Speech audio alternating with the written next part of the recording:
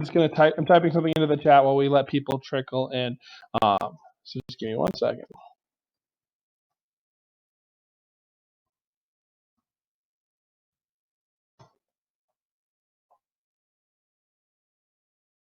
Welcome, everybody. My name is Greg Marcoux. I'm sure most of you have seen me already during the academic panel. I'm here again. We'll talk about kind of how to extend your scholarship, how to talk about some of our accelerated master's programs that we have with our co-terminal program. Looks like we are still waiting for our main presenter here. I think he's having some connection issues. But very similarly, I'll go over kind of some of the cliff notes here on exactly how this will work. But if you have any questions, please feel to submit them in the chat. It is a moderated chat, so the questions will not filter in automatically. If you submit your question, I promise we have it. And we will try to get to it before the end of the session. We're supposed to end at about 3:20. So if we don't get to that question, I'll leave my email in the chat as well. So if you have any follow-up questions, you can feel free to email me. So again, if you have any questions, feel free to submit them. I'm not seeing our presenter here, our faculty presenter. So what I'll do is I will pass it off to Luke, who is one of our student ambassadors, and he can talk about his section first and kind of what he's doing in our co-terminal program. And I'll give you a quick little overview of what the co-terminal program is. The co-terminal program is our extended 5-year bachelor's master's program, where you usually apply for it your junior or senior year, depending on the co-terminal program you're applying for. And if you're admitted to the co-term program, you basically start taking your graduate courses before you finish your undergraduate opportunities. So it's a way to get that bachelor's and master's in 5 years and also keep up that scholarship, because any merit aid that RPI provides to you will continue into that 5th year. So again, we'll start with Luke. Luke, it looks like Steve has joined us, but we'll start with Luke to talk about his experience, and then we'll bring Steve in a little bit. So Luke, it's all you. All right, great. Thank you. So hi, everyone. My name is Luke Chapdelaine. I actually just graduated with my bachelor's just in May in mechanical engineering. And as Greg alluded to, I'm sticking around for the co-terminal program, kind of for a lot of the reasons he mentioned. I got a merit scholarship coming into RPI, so that all carried through into my 5th year. My plan is a little bit more rearranged than normal. Oh, hi, Steven. It's working now. Can you hear me? Perfect. Okay, great. Yes, I can hear you. All right. Do you want me to finish up here and then you take over afterward? All right. Perfect. Whatever's easiest. Cool. So yeah, my plan got a little bit rearranged with COVID. My original plan was to graduate in May and then stay for the fall and spring and then graduate next May with my master's. However, I had an internship lined up this summer that got canceled due to COVID. So what I decided to do is start taking classes early. I took a full semester worth of classes over the summer, started my thesis, which actually I started the research for my thesis even before the co-term program. I was involved with the undergraduate research program, and I ended up staying in the same lab for my thesis, for my master's. So a lot of the work I'd done previously will actually end up contributing to my master's a little bit. So that helped out, but I do want to preface, you are allowed to change labs and change majors going into co-term. I'm sure Stephen will talk more about that too. But for me, I decided not to. I enjoyed what I was doing, and I wanted to stick with it.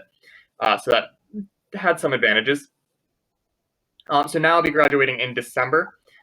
So my thesis is coming up. That's due in November, and I'll have to go through the full process there. But to give a little bit of background in what I'm interested in, I'm interested in kind of the line between mechanical and biomedical engineering. The research lab I got involved in does a lot of computational biofluid mechanics. So I know there's a lot of kind of big words. What I specifically do is I take CT scans, use image segmentation software to create a 3D computer-aided design model of the biomedical system. For example, for my master's, I'm doing a project on the coronary artery. I bring that 3D model into computational fluid dynamics software to model blood flow, for example. And for my master's thesis, I'll be looking at how the velocity, pressure, wall shear stress, things like that in the blood flow change when there is stenosis in the artery. And stenosis is when the artery collapses, due to plaque or due to other medical reasons. So my thesis will examine kind of what changes in the fluid dynamics in those two cases. So as Greg alluded to, I did take some classes during my bachelor's year that are going to be applying to my master's degree. I took 2 classes before coming in, which makes it a lot easier to be able to graduate in that to fit it all in 2 semesters, 1 year essentially. So that made the transition easier. My workload per semester is lighter than it would be if I hadn't done that. And I was able to even fit in a co-op during my undergraduate years. So there's a lot of flexibility in the way this can work. Obviously, it does require planning. You can't just go into it completely blind. But from my experience, the Office of Graduate Education and my advisors in the mechanical, aero, and nuclear engineering departments in Maine have been very helpful in getting this maybe a little bit less traditional schedule to work. But yeah, I think that's kind of a brief overview of my particular experience with the program. I think I'd probably be the best opportunity to turn it over to Stephen for the more formal description of the program. I'll walk back to you at the end for questions. I appreciate that. And as I say hello to everybody, and thank you for giving me an opportunity to tell you about the co-terminal program today. My name is Stephen Atkinson, and I am a Senior Student Services Administrator in the Office of Graduate Education, and I am the point of contact for the co-terminal program. So I actually review the applications. If students have questions during the application process, I certainly help them with that. If there are questions about the plan of study or any component of the application or any of the policies of the co-terminal program, I certainly can and do assist with that. So we'll get into what the co-terminal program is. It's a great opportunity for our RPI students to be able to earn a master's degree and a bachelor's degree within 5 years. If a student is interested in the MBA, for instance, that's a 3-semester program because it's 45 credits, so then that will be potentially 5.5 years. Unless a student is accelerated, in that case, sometimes students are able to graduate before the 5 years. Sometimes. So RPI students or undergrads, rather, once they have at least 90 credits in progress, that's in progress, that is AP credits and transfer credits, that's when they are able to apply to the program. One thing that we like to see students, whether they're co-term or standard admit, we like to see students get the opportunity to do co-ops, to get work experience. So you'll see here in this first slide, in red, we do have a blurb about co-ops, because with the up to 2 semesters or 3, if it's the MBA semesters that the student has to finish master's as a co-term, if the student gets the opportunity to go on a co-op, then that stops the clock. That stops the clock for that student. The student will go and go co-op and then come back and finish the co-term. In some instances, students actually get an opportunity to do consecutive co-ops, so they may go to 2 semesters. That still does not count towards the 2 to 3 semesters allotted for a co-term. Again, the 3rd semester being if the student is in the MBA program, because that's a 45 credit program, so they would do 15, 15, and 15 usually.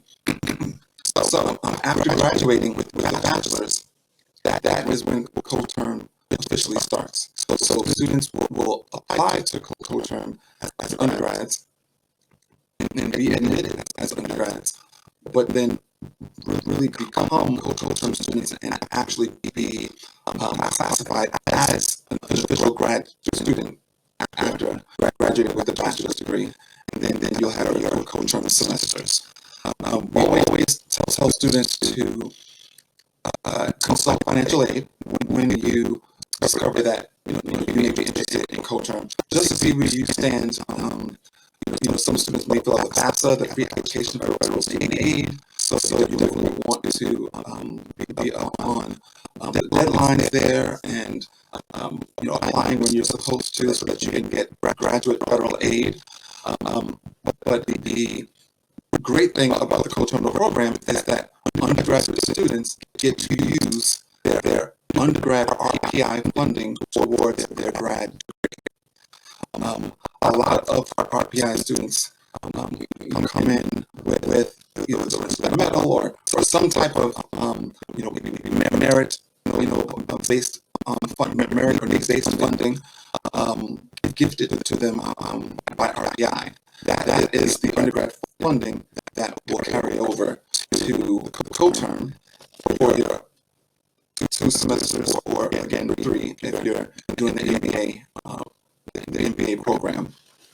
I mentioned also about financial aid, but when we're talking about undergrad RPI funding, that is not to be confused with undergrad federal financial aid. Those are 2 totally different things. So we tell each student to go to financial aid, contact a financial aid counselor, and make sure that you are aware of what your aid package entails. Okay. Because we can move on to the next slide here. Okay. So what is required? I mentioned a few minutes ago that at least 90 credits in progress. That includes AP credits and transfer credits. That is when undergrad student is eligible to apply for the co-terminal program. You'll see there that architecture students, their bachelor's program is a little longer. So 101 credits that's the minimum for architecture undergrads to apply to the co-term program. As far as GPA requirements, the institute minimum to apply to our graduate degree program is 3.0. But of course, there are departments that have GPA requirements that differ from that 3.0 minimum. Some departments have a 3.5, some have a 3.2, and so on and so forth. Students are to at least have that 3.0 to be eligible to apply to co-term. But if the department that the student wants to apply to requires a higher GPA than a 3.0, then they have to adhere to that GPA requirement of that department.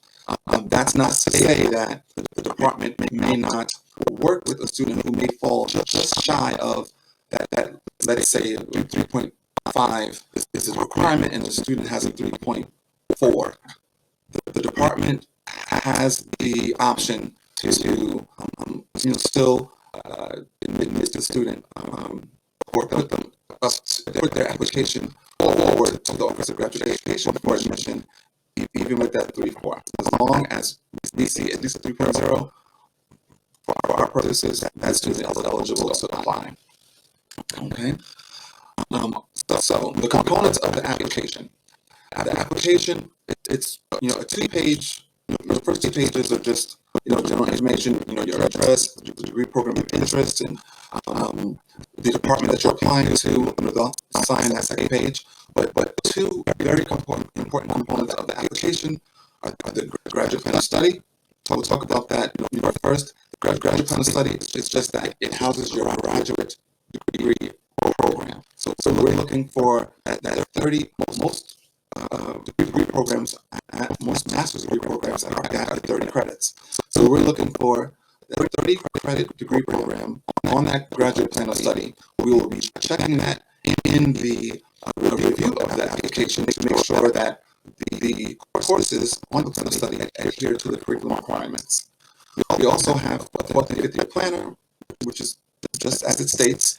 It will have the courses of your 4th year, your final year of undergrad, and then in that 5th year, your graduate degree program will be reflected in that 5th year. Okay, and then there's the degree work report.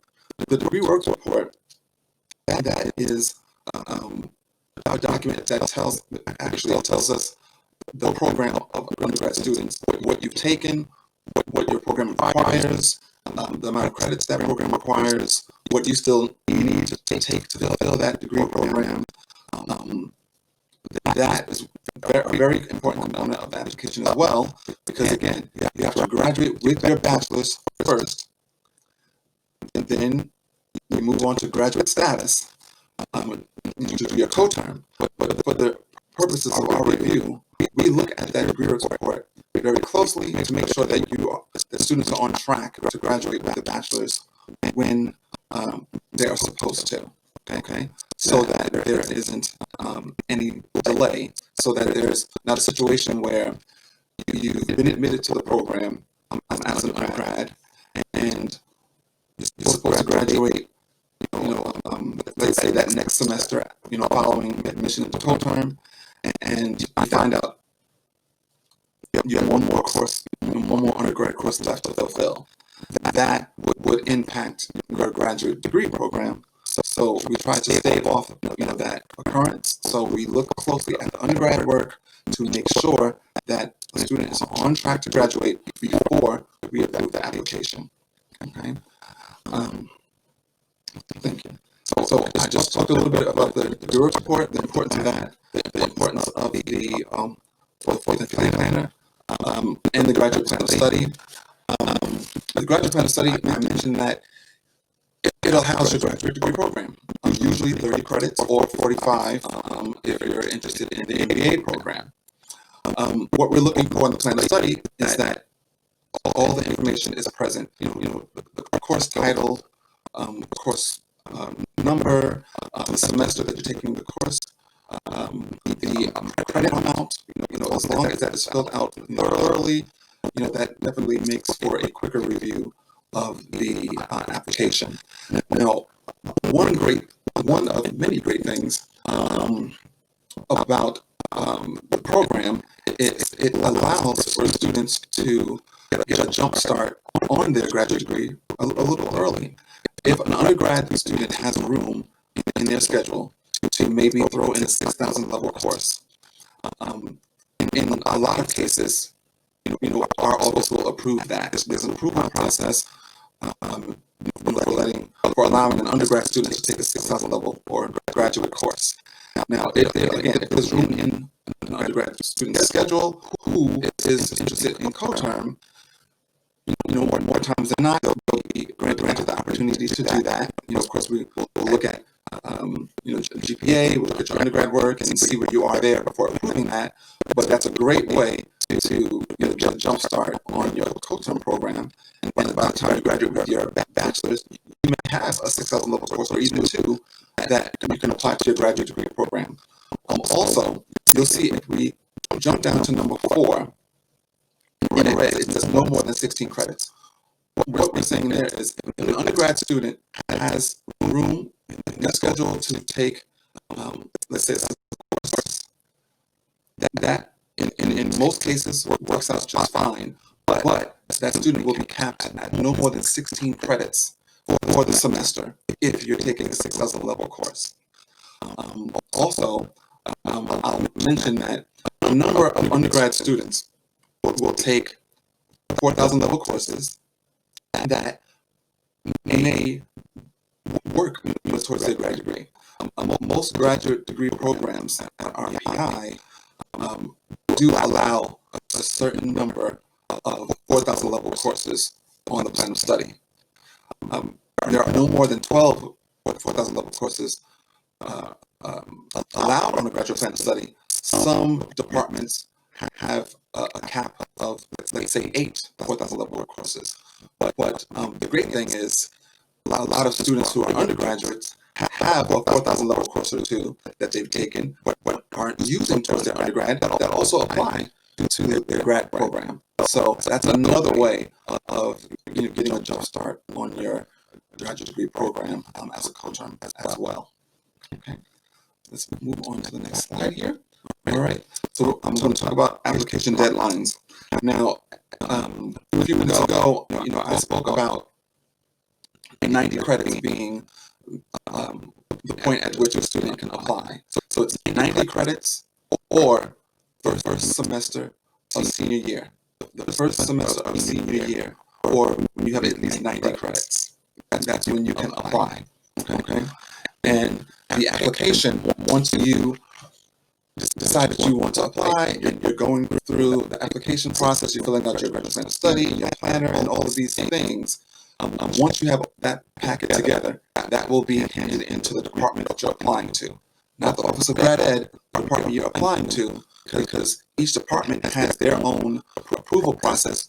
A committee or the graduate program director, they'll get together and they'll review your application and decide if they're going to put that application forth to the Office of Graduate Education for final approval.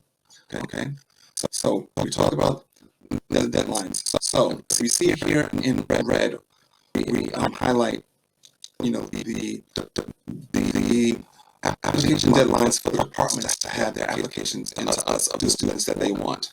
So you see here, students who are first semester seniors in the spring, they'll submit their application to OGE by May 1st. So we have two deadlines in the Office of Grad Ed, May 1st, and we have November 15th. We recently added August 1st to consider the ARCH program. But our main deadlines are May 1st and November 15th. So keep in mind, if May 1st is the deadline for the departments to have their applications into the Office of Grad Ed, then that means that there's going to be an earlier deadline for students to have their applications into departments of interest. So for the May 1st deadline, some departments may have an April 1st deadline for students to have their applications in, or maybe April 15th, or even earlier.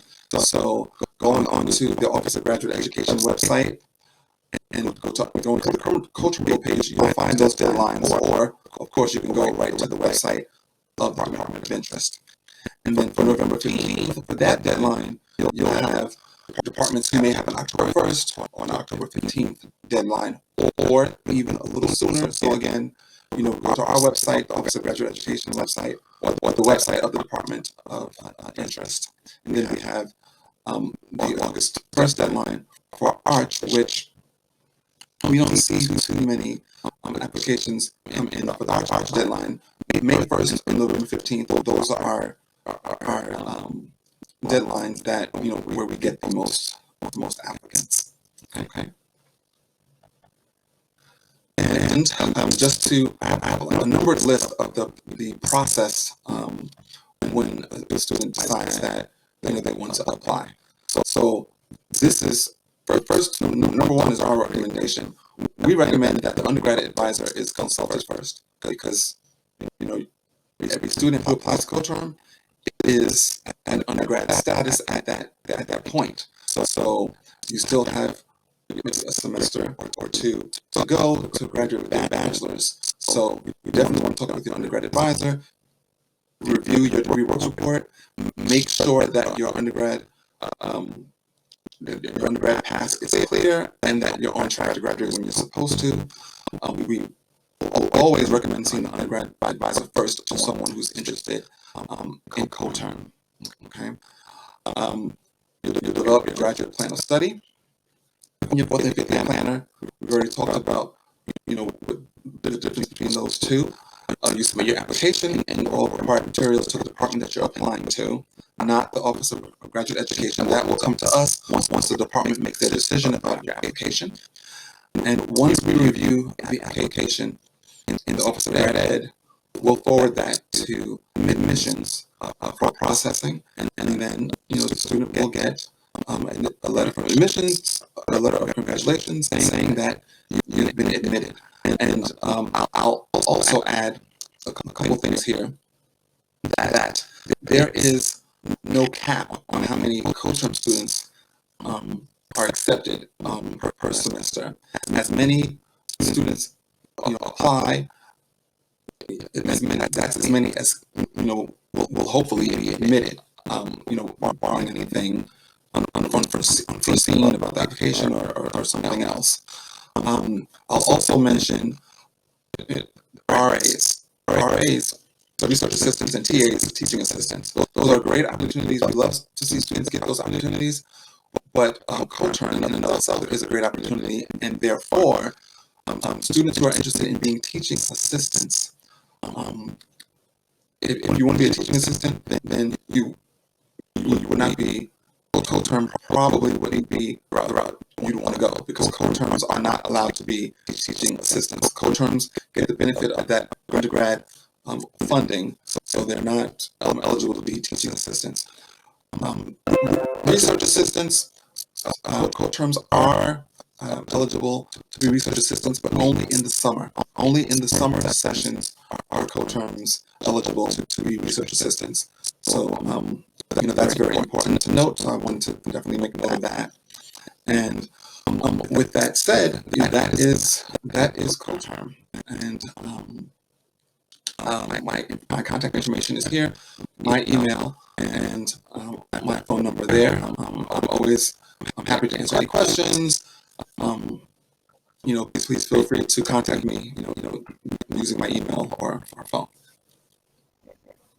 Awesome. Thank you so much, Stephen. We do have a few questions here. The ones love to be answered, especially the application. When do students apply? That was I knew the slides ahead of time, so I knew that was the answer was coming.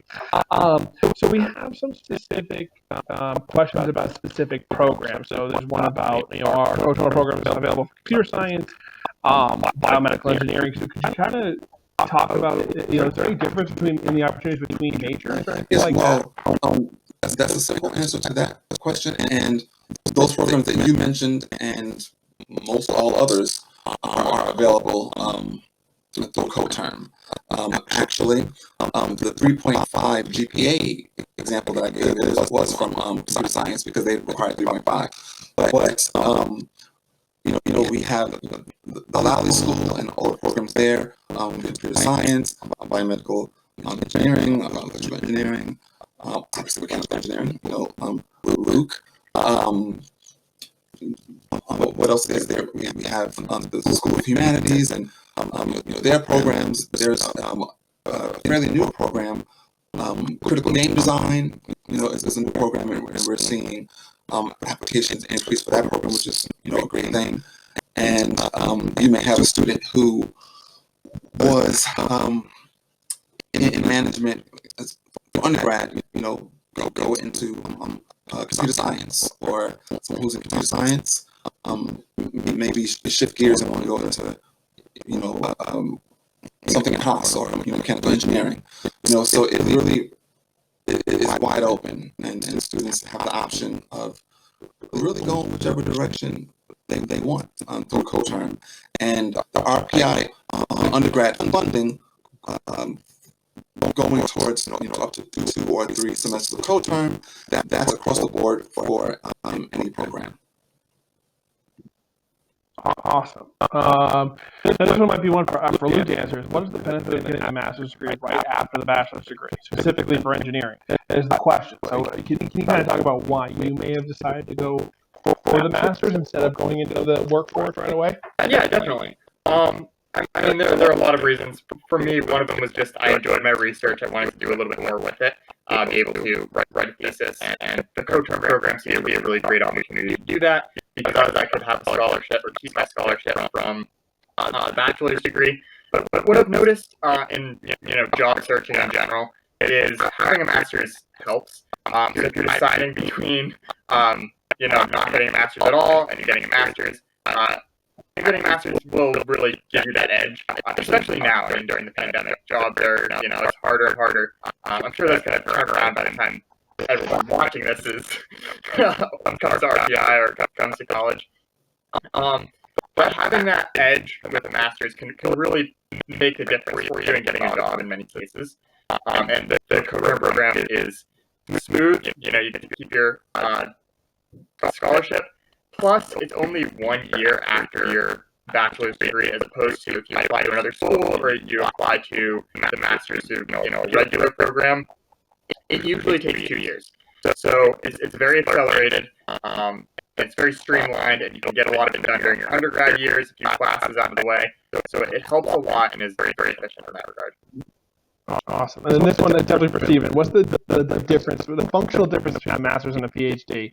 Could you go a little bit and kind of explain the difference, and besides the time and the can you kind of talk about what the difference might be between those two programs? Well, I can field this question. The co-term program, there's an accelerated BS PhD program that I don't particularly have any involvement in. I'm really strictly co-term, so I really couldn't speak to that program. So if if I understand the question, am I talking about the difference between a master's and a PhD? Yeah, yes. It's more of kind of a general question about kind of the difference between the master's and the PhD in general, not just at RPI. The difference between a master's and a PhD, obviously, first and foremost is a level of intensity. The PhD is a longer program. For the master's, you have 30 credits. For the PhD, it's about 72 or 74 credits. So it's definitely longer. And then you have more intense research for your dissertation, which is usually much longer than the thesis.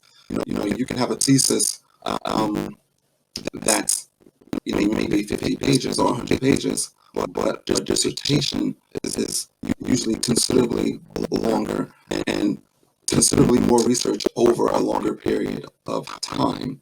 And if we're talking about doors that a PhD will open as opposed to a master's, it's a level difference. You have an opportunity to do more with a PhD, at that level, and again, the research is more intense and over a more prolonged period of time. Yeah, and when it comes to the accelerated program that Steve was talking about before, the accelerated PhD with RPI is only for students in the School of Science or the students in the main department within engineering, and main is mechanical, aeronautical, and nuclear engineering. So if you are in those programs, it is an invitation only accelerated PhD, and you just start your research earlier. So like Steve was saying, this is much more in depth, so you can even start doing research early as well. This is another one for Steve. How many students do the co-term program? Do the co-term program? Well, each cycle we have anywhere between 150 and maybe a little over 200 applications. So I've been here at RPI in this position. January will make 4 years, and every semester that I've been here, we've at least gotten around 150 applications, if not more. And the biggest departments, engineering, one of the biggest departments, engineering, if not the biggest, we find that we get more of our applications to engineering. We may get, anywhere from, 50 to 60 plus engineering applications on average. So 150 to 200 per semester. Yeah. Awesome. Yeah. And then this one is, how does the medal scholarship apply to co-term? Is an additional $30,000. Again, this is kind of the same thing. So yes, that merit scholarship stays with you. Now, Luke, you were not a medalist, correct? That is correct. Yeah, I just got my scholarship separately. Yeah, so that merit, that any Rensselaer aid is the aid that continues on into that co-term program. And Steve, do you know anything about the fund? If there's any federal funding available for the masters, or is it kind of just capped to the bachelor's? Well, the federal funding is that's through the FAFSA. That pre-application for student aid. So if an undergrad student filled out the FAFSA and is receiving federal student aid as an undergrad and wants to continue that as a grad, they'll have to fill that out prior to graduating with the bachelor's, like within that last semester, to make sure that they have it, for their start of their co-term program. And within that federal funding, you have TAP and you have Pell. TAP, the tuition assistance program, and you have Pell, which are grants. You don't have to pay those back. Those are a great opportunity to have pretty much, baked into your award. TAP, you do have to apply for separately though, but if you are a New York State resident, you'll very likely get TAP added to your federal award, which is something you don't have to pay back, which is great. Awesome. And then this one is it usually a higher starting salary for those graduating with a master's degree? I know the statistic we have is that co-terminal students do end up having a higher starting salary on average, but I don't know, Stephen, if you have any more details specific about that question. I do not, unfortunately, have any concrete data on that. Just anything that we have at this point would be anecdotal, because I do hear from some departments about co-term students who have gone on to do some great things and have great starting salaries right out, but really nothing except some anecdotal things. Yeah.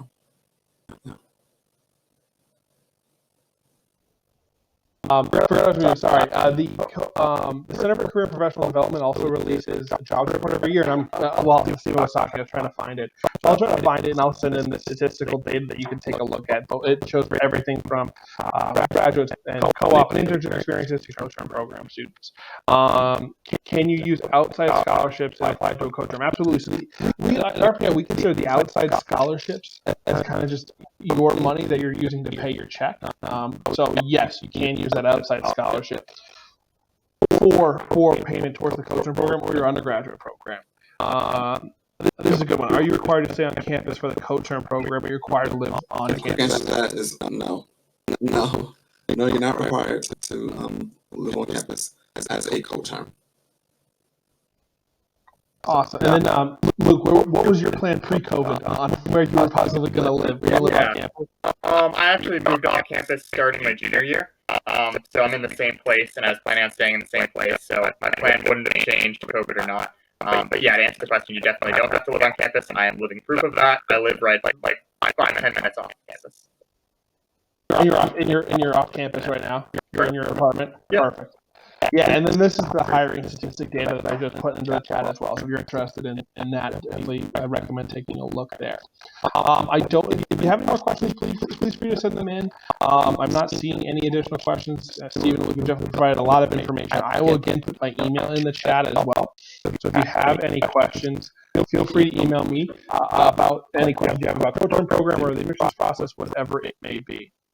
I'll add my email to the chat as well if you have specific questions regarding what I talked about. I'm happy to answer them. Yeah, perfect. And Stevens is right there on this side as well, so I switch back to it. So definitely feel free to take his information as well. And I'm not seeing any additional questions coming in, so I'll start wrapping up. Thank you guys for coming. I know it's been a busy day here. It's been really nice in upstate New York. I was able to get outside for a little bit, so it's been nice. But if you have any additional questions, feel free to email me. Please follow us on our social media as well.